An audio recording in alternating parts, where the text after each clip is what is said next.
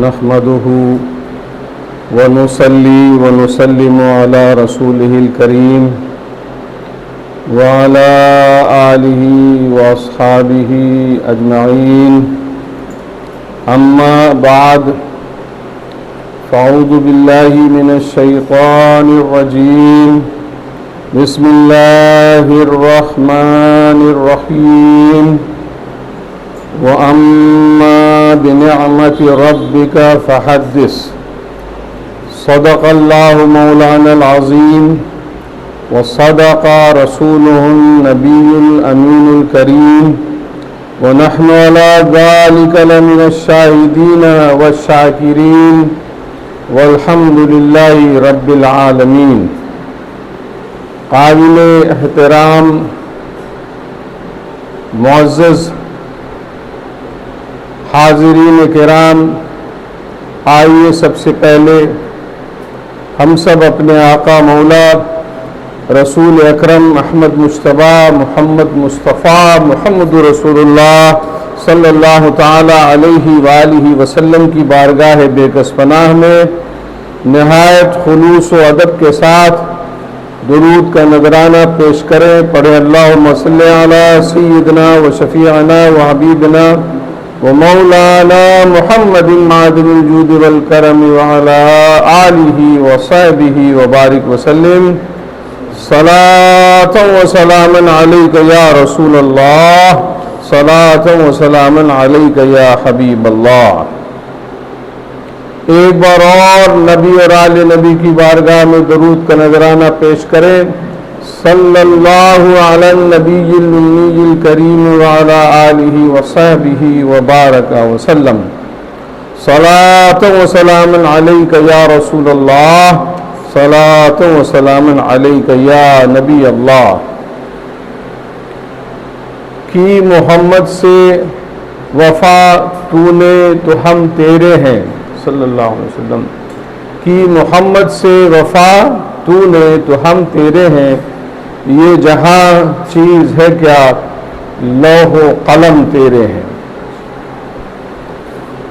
اللہ تبارک و تعالیٰ کا نہایت شکر ہے، کرم ہے کہ اس نے آج ہمیں وہ دن ایک بار پھر سے نصیب فرمایا جو کہ عید کا دن ہے،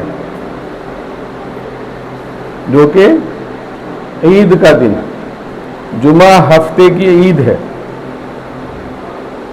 تو آج پھر عید کا دن ہمیں نصیب ہوا، اور اللہ کا بے پناہ کرم ہے کہ آج وہ دن ہمیں نصیب ہوا جس دن حضرت سیدنا آدم علیہ السلام کی تخلیق ہوئی تھی.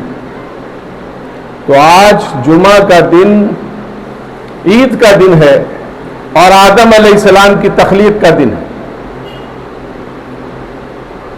اسی روز جمعہ کے روز سیدنا آدم علیہ السلام ابو البشر علیہ السلام کی تخلیق ہوئی، اور آج ہی کا دن ہے، عید بھی ہے، عید کا دن ہے. تو جب آدم علیہ السلام کے تخلیق کا دن ہے، اس دن کو عید کا دن کہا گیا، عید کا دن ہو گیا، ہفتے کی عید. اور عید اس لیے کہا گیا کہ یہ دن پلٹ پلٹ کر ہر ہفتہ بار بار آ جاتا ہے، ایسے ہی آنے کو عید کہا جاتا ہے. عید کا مطلب وہ ہے وہ جو پلٹ کر آ جائے.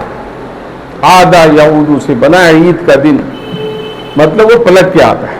تو ہر ہفتے میں وہ دن آتا ہے جس دن حضرت سیدنا آدم علیہ السلام کی تخلیق ہوئی تھی، جمعہ کا دن.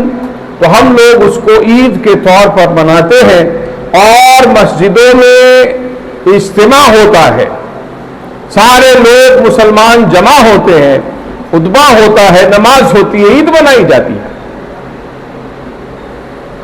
بات سمجھ گئے؟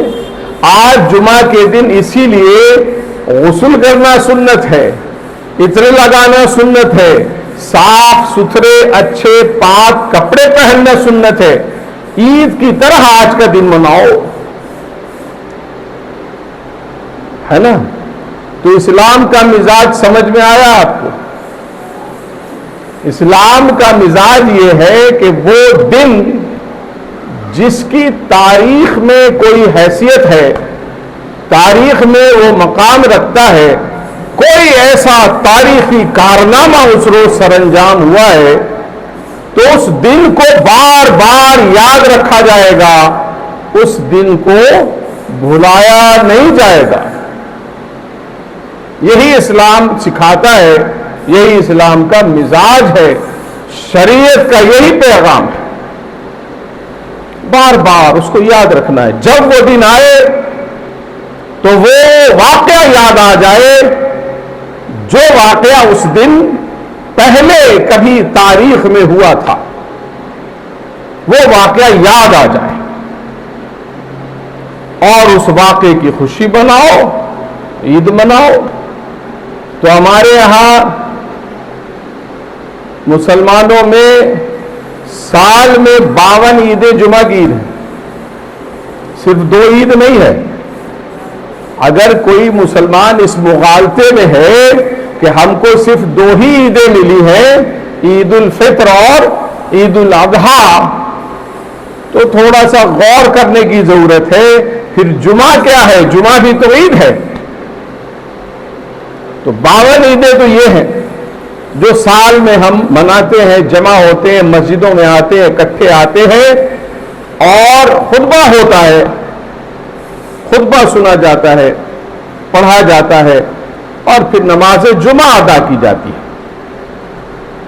ہوتی ہے نا۔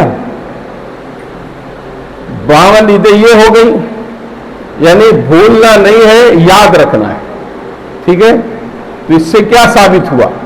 اس سے یہ ثابت ہوا کہ اسلام یاد کرنے کو کہتا ہے، یاد رکھنے کو کہتا ہے۔ ہم مسلمان ہیں، ہمارے نبی حضرت محمد رسول اللہ صلی اللہ تعالی علیہ وآلہ وسلم ہے، ہمارا دین دین محمدی ہے۔ حضور اکرم صلی اللہ تعالی علیہ وآلہ وسلم نے جو دین لایا اسلام ہے وہ، مگر ہم ملت ابراہیمی پر ہے۔ ہماری ملت کیا ہے؟ ابراہیم علیہ السلام کی ملت ہے۔ تو یہ کیا ہے؟ یہ یاد رکھنا ہے۔ ابراہیم علیہ السلام ہمارے نبی اکرم صلی اللہ تعالی علیہ وسلم کے جد اعلیٰ ہیں۔ بہت پہلے آپ تشریف لائے تھے، اس کے بعد بہت سارے انبیاء کرام آئے ہیں اور تب جا کر رسول اکرم صلی اللہ تعالی علیہ وسلم کی تشریف آوری ہوئی ہے۔ مگر حضور نے فرمایا اور قرآن نے فرمایا ہے کہ اے مسلمانوں، تمہاری ملت ملت ابراہیمی ہے، تم ملت ابراہیمی پر ہو۔ تو ابراہیم علیہ السلام کی شریعت تو کب ختم ہوئی؟ دوسرے انبیاء کرام آتے گئے، مگر آج بھی ملت ابراہیمی پر ہم ہیں۔ اس کا مطلب یہ ہے کہ ہمیں یہ تعلیم دی جا رہی ہے کہ ہم تاریخ کو نہ بھولیں، اپنی تاریخ کو یاد رکھیں، وہی ہمارا سرمایہ ہے، وہی ہماری پونجی ہے۔ انبیاء کرام نے وہ فرمایا ہے، قرآن پاک اس پر دلیل ہے۔ قرآن پاک میں ہے کہ سارے انبیاء کرام اپنے آبا و اجداد کے دین پر رہنے کو اپنے لیے شان سمجھتے تھے، ہے نا۔ قرآن پاک میں متعدد آیات ہیں اس سلسلے میں۔ بہر صورت، اگر آج ہم اس مہینے میں ربیع الاول کا مہینہ ہے، ربیع النور ہے، کون سا ہے؟ ربیع کا مطلب بہار، ربیع کا مطلب بہار اور نور کا مطلب نور، روشن۔ تو ربیع النور کا مطلب ہے نور کی بہار والا مہینہ ہے۔ ایک ایسا مہینہ ہے جس میں بہار ہی بہار ہے، نور کی بہار ہے، ایسا مہینہ آیا ہے۔ ربیع الاول ہے، پہلی بہار کا مہینہ ہے، یہ سب سے پہلی بہار جو ہے اس کا مہینہ ہے یہ۔ اور وہ پہلی بہار آقا رسول اکرم صلی اللہ تعالی علیہ وسلم کی ذات اقدس ہے۔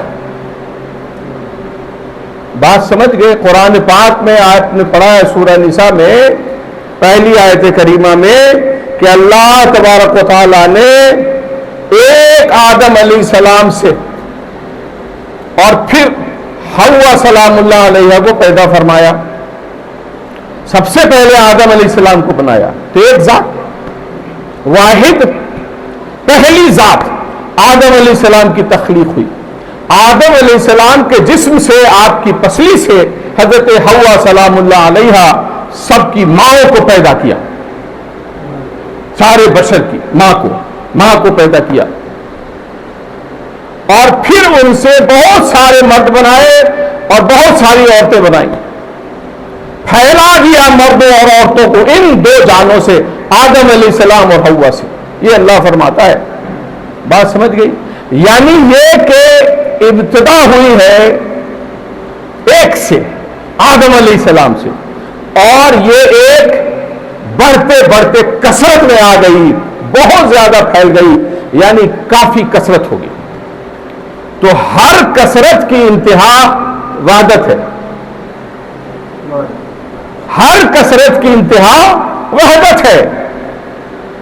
سمجھ میں آ رہی بات؟ اسی طرح سے اگر آپ غور کریں تو سمجھ میں آئے گا کہ اتنا بڑا عالم عالمین اللہ نے بنایا اور ایسی ایسی مخلوق بنائی اللہ تبارک و تعالیٰ نے. انسان جن فرشتے کیا کیا نہیں بنائے اللہ تبارک و تعالیٰ نے. ساری مخلوقات کو اللہ تبارک و تعالیٰ نے اپنے کرم سے, اپنی رحمت سے, اپنے فضل سے نوازا. سب کو اللہ رزق دیتا ہے, سب کو روشنی دیتا ہے, سب کو زندگی دیتا ہے, حیات دیتا ہے. جو چاہتا ہے وہ عطا کرتا ہے اللہ تبارک, سب کو وہی دیتا ہے. تو یہ جو کثرت ہے مخلوقات کی, سب کو فیض ملتا ہے, مگر یہ جو فیض ملتا ہے یہ کثرت بھی کسی وحدت سے ملتی ہے اور وہ وحدت والی ذات رسول اکرم صلی اللہ تعالی علیہ وآلہ وسلم کی ذات ہے. سب کو جو فیض ملتا ہے وہ حضور کی ذات سے ملتا ہے. اللہ تبارک و تعالیٰ نے ایک آدم علیہ السلام کو بنایا. عالم ارواح میں, عالم نور میں اللہ تبارک و تعالیٰ نے ایک ذات کو بنایا جسے نور محمدی یا حقیقت محمدی کہا گیا. ایک ذات.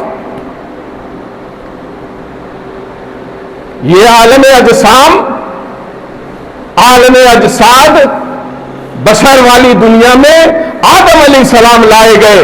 نور والی دنیا میں, عالم انوار میں, عالم ارواح میں سب سے پہلے ذات جو لائی گئی وہ نور محمدی ہے, حقیقت محمدی ہے صلی اللہ تعالی علیہ وآلہ وسلم. اور اب پھر جو کچھ فیض حاصل کرے گا اور جو کچھ بھی دنیا میں آئے گا, کائنات میں جو چیز بنے گی, ہر شے کو اسی نور محمدی کا فیض ملے گا. یعنی ساری کثرت کی انتہا نور محمدی وحدت ہے.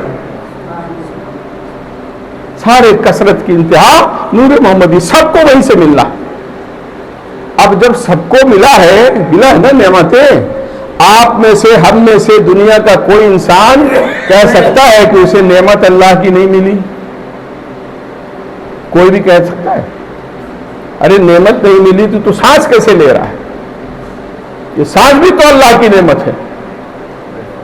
بلکہ یہ کہنا پڑے گا کہ اتنی نعمتیں ملی ہیں, ایسی ایسی نعمتیں ملی ہیں کہ ہم مر جائیں ان کو گنتے گنتے مگر گن نہیں سکیں گے.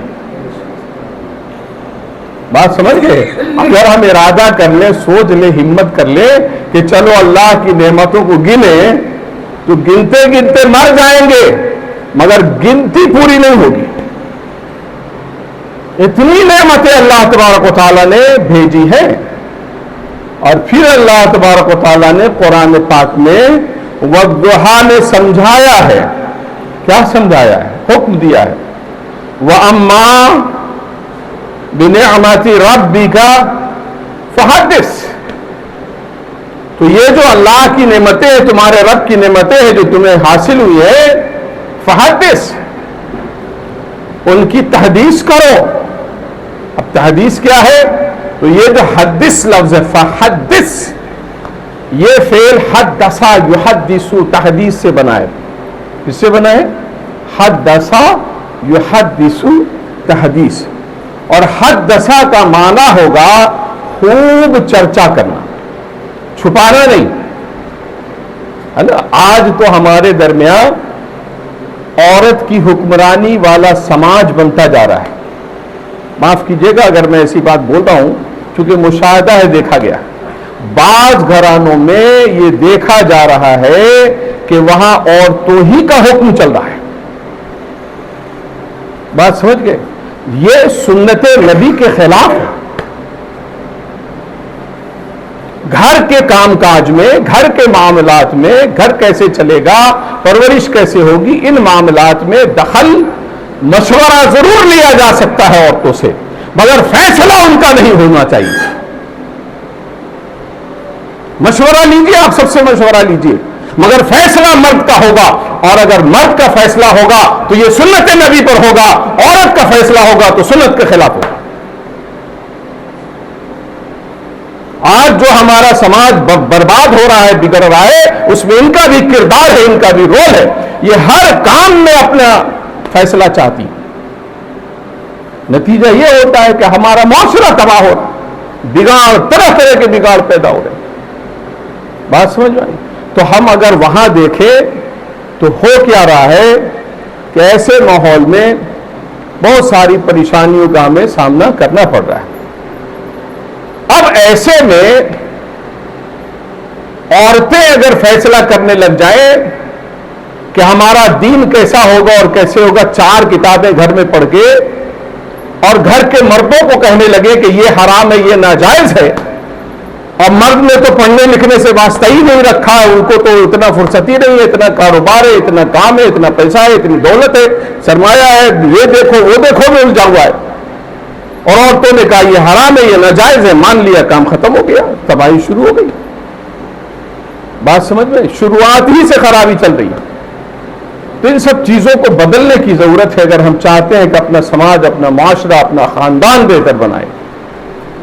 اب دیکھیے اللہ تبارک و تعالیٰ نے ارشاد فرمایا وَأَمَّا بِنِعْمَةِ رَبِّكَ فَحَدِّثْ، جو نعمت اللہ نے دی ہے اس کا شکریہ ادا کرو، اس کا چرچا کرو۔ حدث صرف شکر کرنے کو نہیں بتایا، بلکہ کہا ہے حدث، تذکرہ کرو، بیان کرو، چرچا کرو۔ تو وہ اللہ جس نے اتنی ساری نعمتیں ہمیں دی ہیں، کروڑ کروڑ نعمتیں دی ہیں، وہ ہم سے یہ چاہتا ہے کہ اللہ کی نعمت کا چرچا کیا جائے، تو ہم کون کون سی نعمتوں کا چرچا کریں؟ اتنی ساری نعمتیں ہیں اور سب کا چرچا کرنے کا حکم ہے، تو کون کون سی نعمتوں کا چرچا کروں؟ دنیا تو اسی میں مصروف ہونی چاہیے کہ اللہ کی ساری نعمتوں کا چرچا کرنے میں مشغول رہے، مگر عالم تو یہ ہے کہ اب اگر وہ ذات جس ذات کے نعمت کے صدقے میں ساری مخلوق کو، انسانیت کو، انسان کو، جنات کو، فرشتوں کو، انبیاء کو، رسول کو، مومنین کو، غیر مومنین کو، غیر مسلمین کو، سب کو اسی ذات کے صدقے میں تمام تر نعمتیں ملی ہیں، تو وہ ذات جو ساری نعمتوں کا منبع ہے، سرچشمہ ہے، بنیاد ہے، جڑ ہے، جس کی وجہ سے ساری نعمتیں ملی ہیں، اگر ہم اسی ذات کی نعمت کا چرچا کرنے بیٹھ جائیں اور سال میں ایک بار ربیع الاول کے مہینے میں چرچا کرنے لگے تو مسلمانوں کے کلیجے پر سانپ لوٹنے لگتا ہے۔ یہ دیکھیے قرآن کو کیسے مانتے ہیں ہم مسلمان، یہ ہم قرآن کو کس طرح مانتے ہیں ہم مسلمان، کہ جہاں اللہ فرما رہا ہے نعمت کا چرچا کرو، اور مسلمان اگر نعمت کا چرچا کرنے بیٹھتا ہے تو اسے بدعت، شرک، حرام اور کیا کیا نہیں کہا جاتا ہے۔ بولیے، اگر کوئی مسلمان آئے ممبر پر کھڑا ہو جائے اور ممبر پر وہ ربیع الاول کے مہینے میں میلاد مصطفیٰ صلی اللہ تعالی علیہ وسلم کا چرچا کرنے لگے، کیا کرنے لگے؟ میلاد نبی، نبی دنیا میں تشریف لائے اور سے یہ سب سے بڑی نعمت ہے، اس کا چرچا کرنے لگے، اور سامنے سے کوئی انسان فتویٰ لگائے کہ یہ بدعت کر رہا ہے، یہ شرک کر رہا ہے، یہ حرام کر رہا ہے، ذرا پوچھئے اس سے کہ وہ نبی کے چرچا کو بدعت قرار دے رہا ہے، نبی کے چرچا کو، نبی کے میلاد کے چرچے کو حرام قرار دے رہا ہے، اور اسے شرک قرار دے رہا ہے، جبکہ یہ چرچا اللہ کو پسند ہے۔ اللہ چاہتا ہے کہ یہ چرچا ہو، یہ بیان ہو، خوب خوب چرچا کیا جائے، اور تم اسے شرک کہتے ہو، تم اسے بدعت کہتے ہو، تم اسے حرام و ناجائز کہتے ہو، پھر مسلمان ہونے کا دعویٰ تمہارا باطل ہے، باطل ہے، باطل ہے۔ قرآن پڑھتے ہو، قرآن کو مانتے نہیں ہو، پر کہتے ہو کہ مسلمان ہے۔ بولیے یہ عقیدہ باطل ہوگا یا نہیں ہوگا؟ کوئی انکار کر سکتا ہے کہ اللہ تبارک و تعالیٰ نے یہ نہیں کہا ہے کہ نعمت کا چرچا کرو جو نعمت اللہ نے دی ہے؟ اور کوئی انکار کر سکتا ہے کہ ساری نعمتوں میں سب سے بڑی نعمت جو اللہ نے دی ہے وہ ہمارے نبی رسول اکرم صلی اللہ تعالی وسلم کی ذات مبارکہ ہے، اور آپ کا اس دنیا میں تشریف لانا ہے؟ یہ تو ایسی نعمت ہے، ایسی نعمت ہے کہ اللہ تبارک و تعالیٰ نے قرآن میں خود فرمایا ہے، ساری نعمتیں ایک طرف جو ہم نے تمہیں دی ہیں، اگر ایک نعمت ایسی ہے جس کی وجہ سے میرا تم پر احسان ہے، سب کچھ دیا، تم احسان مانو تو مانو، تمہیں ماننا چاہیے ہر نعمت کا احسان، مگر میں نہیں کہتا کہ یہ احسان ہے، میں یہ کہتا ہوں کہ ایک نعمت احسان ہے۔ سبحان اللہ، سبحان اللہ، کیا اللہ فرما رہا ہے نا؟ کروڑ نعمتیں اللہ نے دی ہیں، کسی نعمت کے تعلق سے نہیں کہا کہ اے لوگوں میں نے احسان کیا ہے، تم مانو، تمہیں ماننا چاہیے، تم اللہ کے بندے ہو، ہر نعمت کا احسان مانو، مگر ایک احسان کے بارے میں، ایک چیز کے بارے میں، ایک ذات کے بارے میں اللہ نے فرمایا یہ جو تم کو دے دیا نا، یہ ہم نے احسان کیا ہے، یہ ہم نے احسان کیا ہے۔ تمہیں آنکھیں دیا، احسان مانو نہ مانو، احسان مانو نہ مانو تمہارا کام، تمہیں سانسیں دیا، احسان مانو نہ مانو تمہارا کام، تمہیں زندگی دیا، احسان مانو نہ مانو تمہارا کام، تمہیں جنت دے دیں گے، احسان مانو نہ مانو تمہارا کام، مگر ایک بات کا احسان تم پر ہے کہ میں نے اپنے حبیب کو تمہیں دے دیا، میں نے اپنے حبیب کو تمہیں دے دیا، ایک بات کا احسان تو تمہیں ماننا پڑے گا۔ چنانچہ اللہ تبارک و تعالی ارشاد فرماتا ہے لقد من اللہ علی المؤمنین، مومنین سے کہتا ہے، سب انسانوں سے نہیں کہا۔ آنکھیں تو اللہ کا احسان سب پر ہے، سانس تو سب پر ہے، مومن پر، غیر مومن پر، کافر پر، مشرک پر، سب پر احسان کیا اللہ نے، مگر ایک نعمت ایسی ہے کہ وہ احسان صرف مومن پر ہے۔ اگر مومن ہو تو یہ احسان ماننا پڑے گا، اور اگر مومن نہ ہو تو مت مانو،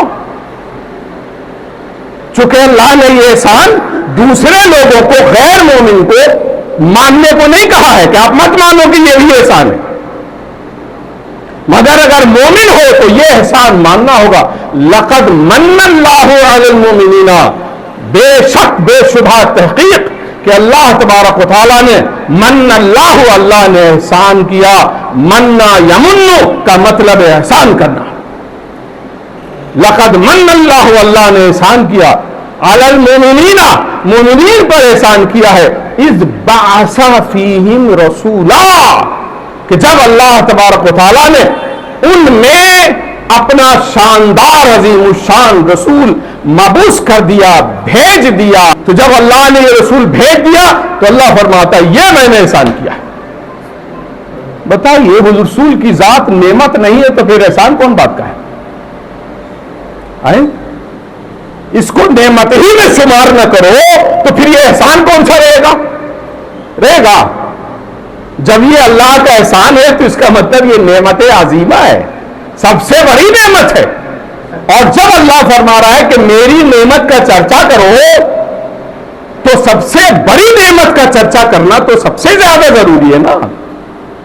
اور جب مسلمان سب سے بڑی نعمت کا، حضور کے تشریف لانے کا چرچا کرنے بیٹھ جاتا ہے تو بندے کہنے لگتے ہیں کہ یہ شرک کر رہے ہیں، مشرک کر رہے ہیں، یہ کافر ہو گئے، یہ بدعتی ہو گئے، یہ فلاں ہو گئے، ڈھکا ہو گئے۔ بتائیے یہ کیسے مسلمان ہے؟ ایسا کوئی مسلمان ہو سکتا ہے کہ اپنے نبی کے چرچا کو کہتے کہ یہ شرک کا کام ہو رہا؟ ہاں، اب ان کے سامنے ایک بڑی لمبی اچھی دلیل آ جاتی ہے، اچھا آپ سمجھتے ہو آج کے مسلمان کہ نبی نعمت ہے اور نبی کا چرچا ہونا چاہیے؟ صحابہ کرام نے کیا ہے ایسے جو تم کر رہے ہو؟ یہ دلیل ہے، بتائیے، یہ دلیل ہے ان کے سامنے کہ صحابہ کرام نے کیا ہے، جشن عید میلاد النبی منایا ہے، چرچا کیا ہے۔ صحابہ نے نبی کا چرچا نہ کیا ہوتا تو تیرے پاس نبی کا علم کہاں سے آ گیا؟ صحابہ کرام نے اگر نبی کا چرچا خوب چرچا نہ کیا ہوتا تو تیرے پاس کہاں سے آ گیا ہوتا؟ اور تو کہتا ہے نبی نے چرچا کیا ہے۔ ہاں، چرچا کا طریقہ الگ ہو سکتا ہے، آج اسٹیج سجایا گیا، کل اسٹیج نہ رہا ہوگا، آج پنکھے لگائے گئے، کل پنکھا نہ رہا ہوگا، آج چوکیاں بچھائی گئی، بڑا وہ مجمع لگایا گیا، کرسیاں پلاسٹک کی لگائی گئی، کل پلاسٹک کی کرسی نہ رہی ہوگی، لکڑی کی کرسیاں رہی ہوں گی یا زمین پر بیٹھے ہوں گے، مگر چرچا تو نبی ہی کا ہوتا رہا ہے۔ صحابہ کرام نے کیا ہے اور نہیں کیا تو تمہیں علم کیسے ہو گیا؟ بات سمجھ میں آئی؟ اس سلسلے میں وقت ختم ہو گیا ہے، آگے بیان کا موقع نہیں ہے، صرف ایک بات عرض کر دیتا ہوں، وہ یہ، اگر کوئی انسان یہ کہے کہ صحابہ کرام کے زمانے میں جو ہوا بس وہی دین ہے، اس کے بعد جو کچھ نیا ہو رہا ہے وہ دین نہیں ہے، تو پھر اسلام کے ہزار اعمال ایسے ہو جائیں گے جو سب بدعت ہو جائیں گے، اور ہر مسلمان اس میں ملوث ہے، چاہے وہ اپنے آپ کو کچھ بھی کہہ رہا ہے، اس میں ملوث ہے۔ اس کی ایک مثال دیکھ لیجیے، بس گھر کی ایک مثال لے لیجیے۔ آپ کے گھر میں 8 سال کا ایک بچہ ہے، آپ اس کو سینٹ فرانسس اسکول میں پڑھاتے ہیں، سوچا کہ گھر میں قرآن پڑھا دیں، پتہ کیا کوئی حافظ صاحب ملیں گے، ہم معلوم ہوا دارالعلوم فلانا میں ایک حافظ ہے، ان کو دارالعلوم سے حافظ کو بلایا گیا، آیا دارالعلوم کا حافظ، وہ پڑھنے کے لیے بولا ٹھیک ہے آپ پڑھا دیں گے؟ ہاں پڑھا دیں گے، کوئی بات نہیں، آپ سے پڑھا دیں گے۔ اچھا ٹھیک ہے پڑھا دیں گے، تو کس وقت آئیے گا؟ 7:30 بجے آئیے، 7:30 بجے۔ کیا خدمت کرنے کی ہوگی؟ 2200 روپیہ۔ کتنا لیں گے وہ؟ 2200 روپیہ لیں گے، بچے کو دین سکھائیں گے، بچے کو قرآن پڑھائیں گے، دین کا کام کریں گے، 2200 روپیہ لیں گے، گھر والے دیں گے، یہ کام ہوگا؟ بتاؤ صحابہ کرام کے زمانے میں یہ کام ہوا ہے؟ ہوا ہے یہ کام؟ کوئی صحابی رسول کسی کے گھر پر پڑھانے کو گیا ہے تو اس نے محنتانہ اپنے وقت کا پیسہ لیا ہے، 1 گھنٹہ لگائیں گے اس کا پیسہ لیں گے، اور یہ جائز ہے، یہ ناجائز نہیں ہے، یہ جائز ہے۔ وہ جتنا مانگے گا لے گا، وہ پڑھائے گا تو اپنے وقت کا پیسہ لے گا، یہ جائز ہے، سب کے یہاں جائز ہے، مگر یہ صحابہ کرام کے زمانے میں نہیں ہوا ہے۔ تو قانون جو تم بناتے ہو کہ جو کام صحابہ کے وقت میں ہوا وہی جائز ہے، پھر یہ ناجائز کیوں نہیں قرار دیتے؟ بات سمجھ میں؟ ایسی ہزاروں مثالیں ہیں۔ اللہ تبارک و تعالی ہم سب کو شعور دے، سمجھ دے، عقل دے، سمجھنے کی قوت عطا فرمائے۔ وآخر دعوانا ان الحمدللہ رب العالمین۔